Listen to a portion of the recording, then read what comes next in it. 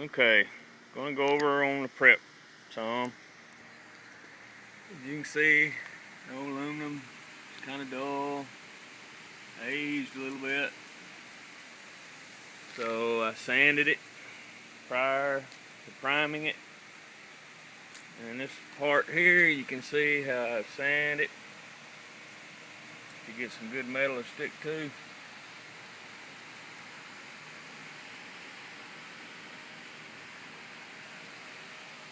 There, with self-etching primer on it.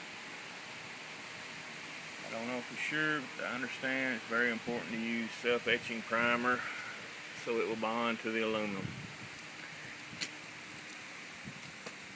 Used a 4.5 inch grinder with a sanding type disc head. Does a great job. Also 4-inch palm sander. It's looking good.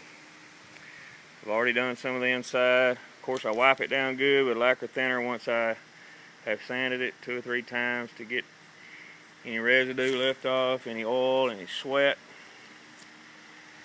And as you can see, finished product. Long way to go. We're getting there. The back end has been sanded.